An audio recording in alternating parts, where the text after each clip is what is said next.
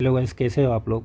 तो आज हम पढ़ेंगे मज्जा धातु। इसके पहले हमने रस, रक्त, मांस, मेद, अस्थि की वीडियो अपलोड कर दी। अगर आपने नहीं देखा तो जाके देखे। आप सीक्वेंस से पढ़ेंगे तो धातु आपको बहुत अच्छे से समझ में आएगा। तो मज्जा धातु पूर्ण करने वाला, इसको क्या बोलते हैं, पूर्ण करने वाला मज्जा धातु। पूर्ण क्यों? क्योंकि अस्थियों के कहाँ रहता है, बीच में रहता है, और अस्थियों को भरा भरा भरा रखता है, इसलिए क्या बोलते हैं इसको पूर्ण। अकॉर्डिंग टू मॉडर्न इसको कैसे रिलेट करते हैं, बोन मैरो। ठीक है। अगर हम बात करें मज्जा के निरुक्त की, मज्जा के निरुक्त में क्या, मज्जति अस्थिसु इति मज्जा। जो अस्थियों के अंदर विद्यमान रहे उसे क्या बोलते हैं, मज्जा कहते हैं। ठीक है। अस्थियों के भीतर क्या कर भरा रहता है, तो इसलिए क्या बोलते हैं, मज्जा। ठीक है। पर्याय की बात करें तो अस्थि स्नेह बोलते हैं कि अस्थियों में जो स्थित स्निग्ध अंश है वो किसके कारण होती है, मज्जा के कारण होती है। इससे देखते हो कि अस्थि क्या होती है, शाइनी शाइनी रहती है, तो किसके कारण होती है, मज्जा के स्नेह के कारण। अस्थि संभव, अस्थि संभव क्या बोलते हैं कि अस्थि से प्राप्त होता है, इसलिए इसे क्या बोलते हैं, अस्थि संभव। शुक्र कर, क्योंकि ये क्या करेगा, शुक्र का पोषण करेगा आगे जाके, क्योंकि शुक्र धातु का फॉर्मेशन करेगा, इसलिए क्या बोलते हैं, शुक्र कर। विमंजन मतलब मज्जा अस्थि के भीतर भाग में रहती है, इसलिए उसके क्या बोलते हैं, विमंजन। ठीक है। स्थान, स्थान की बात करें तो एक तो क्लियर हो गया कि ये हड्डी के क्या रहता है, बीच में रहता है, यानी कि सेंट्रल पार्ट में रहता है। महत्सु च अस्थिसु मज्जा भवति, स्थूल अस्थिसु विशेषेण मज्जा तो अभ्यंतर आशीरता। अब आचार्य सुश्रुत जी हमारे क्या कहना चाहते हैं कि विशेषकर, ये विशेषकर कहाँ रहता है, स्थूल अस्थिसु यानी कि मोटी हड्डी, यानी कि जो बड़ी हड्डी है उनके बीच में रहता है। ठीक है। विशेषकर स्थूल हड्डियों के भीतर मज्जा रहती है। इसके अतिरिक्त जो सूक्ष्म यानी जो छोटी हड्डियां हैं, इन सब में क्या रहता है, रस के साथ क्या रहता है, मेद रहता है, रस के साथ मेद रहता है। ठीक है। और भी देखेंगे कि जो सर्व प्राणियों के उदर में यानी कि स्टमक रीजन में तथा छोटी छोटी हड्डियों में मेद रहता है, और बाकी हड्डियों में क्या रहता है, मज्जा रहता है। इसमें क्या होता है, बच्चों को कन्फ्यूजन रहता है कि मज्जा मेद वसा कहाँ का रहता है। तो देखते हैं, तो मज्जा कहाँ रहता है हमारा, स्थूल हड्डी यानी कि जो लार्ज हड्डियाँ है, लार्ज बोन्स है, उसमें क्या रहता है, मज्जा रहता है। और जो सूक्ष्म हड्डियाँ यानी छोटी बोन्स है, स्मॉल बोन्स है, उसमें क्या रहता है, मेद रहता है। और वसा क्या होता है, तो जो शुद्ध मांस का जो स्नेह है वो है क्या है, वसा है। ठीक है। और स्थान कहाँ है मज्जा का, तो मज्जा व स्रोतस का मूल स्थान कहाँ है, तो मज्जा व स्रोतस का मूल स्थान कहाँ पे, अस्थिनी मूल संध्या। क्या है कि मज्जा व स्रोतस का मूल स्थान अस्थि और क्या है, संधि है। अस्थि और संधियों में क्या है, मज्जा का मूल स्थान है। इसके बात करेंगे मज्जा के स्वरूप के बारे में। तो मज्जा का स्वरूप कैसा है, मज्जा या अस्थि मध्यगत स्नेह है, अस्थि के बीच में रहने वाला स्नेह है। ठीक है। यानी कि ओलिएशन यानी कि लुब्रिकेशन जो पार्ट है अस्थि में, वो किसके कारण है, मज्जा के कारण है। यह मेद सदृश होता है, किसके सदृश, मेद। मेद कैसे देखा होगा, येलोइश कलर होता है, घृत समान मेद को बोला है। ठीक है। तो किंतु मेद की अपेक्षा क्या होता है, मज्जा क्या, तो गुरु होता है, हैवी होता है, और साररूप धातु है। मेद कैसा होता है, स्निग्धतर होता है, जबकि मज्जा क्या होता है, स्निग्ध उत्तम। अब इसका समझने का कॉन्सेप्ट क्या है, स्निग्धतर एक होता है तर है, एक होता है तम। तो जो तम होता है मतलब ये श्रेष्ठ होता है, तो मज्जा क्या होता है, स्निग्ध उत्तम। मतलब स्निग्ध, मेद तो स्निग्ध तर होता है, लेकिन ये उससे भी ज़्यादा स्निग्ध होता है, इसको क्या बोलते हैं, स्निग्ध उत्तम। तो वो क्या होता है, मज्जा होता है। अगर हम बात करें संगठन की मज्जा की, तो ये कॉमन श्लोक हम हर धातु में यही बोलते हैं कि ये जो कॉमन श्लोक है सारे धातुओं में लिख सकते हैं कि सभी धातु कैसे होते हैं, पंच भौतिक होते हैं। फिर भी जो मज्जा है वो आप्यम प्रधान है या फिर सोमरस प्रधान है। ऐसा आप प्रधान कौन बोलता है, तो सुश्रुत के जो टीकाकार चक्रपाणी जी कहते हैं, और सुश्रुत के जो दूसरे टीकाकार डल्लेड वो क्या बोलते हैं कि सोमरस। दोनों का अर्थ सेम है कि आप्य महाभूत प्रधान होता है। मज्जा क्या होता है, आप्य महाभूत यानी कि जल महाभूत प्रधान होता है।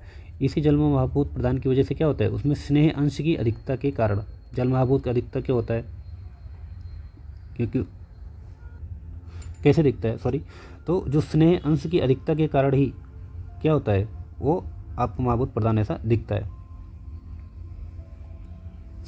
उसके प्रकार की बात करें तो मज्जा दो प्रकार का होता है, एक तो पोषक मज्जा धातु, दूसरा पोष्य मज्जा धातु। पोषक क्योंकि उसका पोषण हो रहा होता है, पोष्य मतलब कि आगे जाके शुक्र का क्या करेगा, पोषण करेगा। अगर हम बात करें परिणमन, परिणमन मतलब क्या कि कितना मज्जा का फॉर्मेशन कैसे हो रहा है, तो जब अस्थि का फॉर्मेशन हो रहा था उस टाइम क्या हो रहा था, मज्जा पोषक अंश भी बना था। तो उस मज्जा पोषक अंश कहाँ पे जाएगा, वो मज्जा व स्रोतस में। और मज्जा व स्रोतस में मज्जा धातु को कार्य करेगी किस पे, मज्जा पोषक अंश में, और क्या बना देगी, तो स्थूल भाग, सूक्ष्म भाग और मल। तो स्थूल भाग में धातु, उपधातु, धातु में क्या फॉर्म होगा, मज्जा धातु। उपधातु में क्या फॉर्म होगा, केश अकॉर्डिंग टू शारंगधर। ठीक है। सूक्ष्म भाग में क्या बनेगा, अगली धातु का पोषक अंश, शुक्र पोषक अंश। और मल में क्या बनेगा, स्थूल मल में। तो मज्जा का जो मल है, नेत्र, पुरीष और त्वचा का जो स्निग्ध अंश है, यानी कि जो इसका स्निग्ध अंश है, यानी कि जो इसका क्या बोलते हैं उसका ऑयली नेनेश है, वो किसके कारण बनेगा, स्थूल मल है। वो किसका है, मज्जा का क्या है, स्थूल मल है। किसका किसका, नेत्र, पुरीष और त्वचा का जो स्निग्ध अंश है वो किसके कारण है, मज्जा का मल के कारण। ठीक है। और सूक्ष्म मल के लिए देखिए इसमें होता है, सभी धातुओं में होता है। अगर हम बात करें परिणमन काल की, तो परिणमन काल मज्जा कितने दिन में फॉर्मेशन होता है, अकॉर्डिंग टू चरक 6 दिन में फॉर्म होता है, अकॉर्डिंग टू सुश्रुत 25 दिन लगता है किसके, मज्जा के फॉर्मेशन में। अगर हम बात करें मज्जा के गुण की, तो मज्जा कैसा होता है, स्निग्ध होता है मतलब ऑयली होता है, शीत होता है ठंडा होता है, गुरु होता है मतलब पचने में भारी, ऐसा कह सकते हैं। ये कफ के गुण ही मज्जा में क्या होते हैं। ठीक है। अगर हम बात करें मज्जा के प्रमाण की, तो इसका प्रमाण कितना होता है, 1 अंजलि। जिस व्यक्ति का मज्जा का प्रमाण देना, उसी व्यक्ति के हाथ के अंजलि का प्रयोग करें। ठीक है। अभी मज्जा का कार्य, तो हम सभी धातुओं में ये बोलते हैं कि ये जो कॉमन श्लोक है आपको याद करना है, बहुत इंपॉर्टेंट श्लोक है। कि सभी धातुओं में ये श्लोक अपन लिख सकते हैं कि प्रीडनम जीवनम लेप स्नेह धारण पूर्ण गर्भोत्पाद धातु नाम श्रेष्ठ कर्म कर्मात स्मृतम, ये आचार्य वाग्भट का श्लोक है। ठीक है। तो पूर्ण, तो मज्जा का कारण क्या है, पूर्ण करना। पूर्ण मतलब अस्थियों के बीच का जो स्पेस है उसको पूर्ण करना। तो अस्थियों को अंदर से भरना, ये क्या काम है, मज्जा का श्रेष्ठ कर्म है। इसके अलावा मज्जा और क्या कार्य करती है, तो मज्जा प्रीति स्नेह बलम शुक्र पुष्टि पूर्णम स्थानाम च। आचार्य सुश्रुत क्या कहते हैं कि मज्जा से प्रीति, प्रीति का मतलब क्या, शरीर में प्रसन्नता उत्पन्न होती है, स्नेह मतलब स्निग्धता, बलम शरीर को बल प्रदान होता है, शुक्र पुष्टि शुक्र धातु का पोषण करता है, और अस्थियों का पूर्ण करता है। ठीक है। तो ये मज्जा के कार्य है। इसके बाद बात करेंगे मज्जा के सारता की। तो मज्जा सारता कि आकृशम उत्तम बलम स्निग्ध गंभीर स्वर सौभाग्योपन्नम महानेत्रम च मज्जा। आचार्य सुश्रुत क्या कहते हैं कि आकृशम, ऐसा जो पुरुष जिसमें मज्जा सार अच्छा होगा वो आकृश यानी कि मोटा होगा। ऐसा पुरुष क्या होगा, मोटा होगा। आकृश यानी कि कृष नहीं होगा, मोटा होगा। उत्तम बल, उत्तम उसका बल कैसा होगा, उत्तम होगा।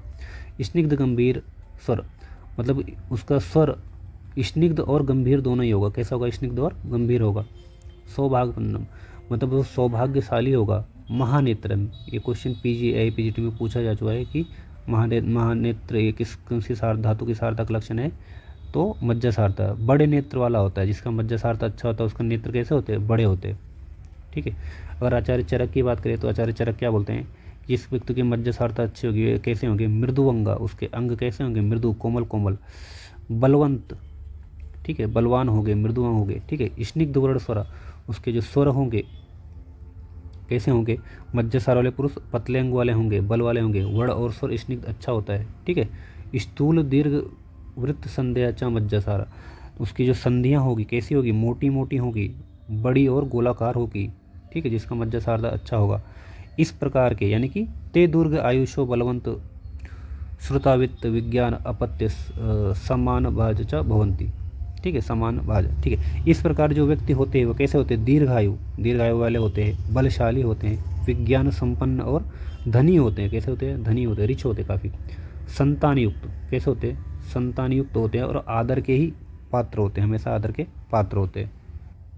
अगर हम बात करें मज्जा वृद्धि के लक्षण की, तो मज्जा वृद्धि का आचार्य सुश्रुत क्या बोलते हैं कि मज्जा सर्वांग नेत्र गौरवम। ठीक है। सर्वांग मतलब पूरी बॉडी, कि मज्जा की वृद्धि अति होने पर, मतलब कि मज्जा की अति वृद्धि होने पर क्या होता है, सर्वांग शरीर और नेत्रों में गुरुता उत्पन्न होगी। मतलब हैवीनेस, एकदम भारी भारी लगता है शरीर। कैसा होता है, ऐसे पड़ा से भारी भारी लगता था, हैवीनेस हो जाता है शरीर में। वहीं पे आचार्य वाग्भट क्या कहते हैं, आचार्य अष्टांग हृदय के जो टीकाकार आचार्य वाग्भट क्या कहते हैं कि मज्जा नेत्र गौरवम क्या होता है कि नेत्र और शरीर में गुरुता उत्पन्न होती है। ठीक है। उसके साथ और क्या होता है, पर्वसु स्थूल मूलानी कुरियात कृच्छा आरुंशीचा, कि पर्वशु यानी कि जो पर्वस्थान की जो जॉइंट्स है, या फिर स्थूल मूलानी या स्थूल मूल वाली और कष्ट साध्य अरुंशिकाओं को उत्पन्न करती है। ठीक है।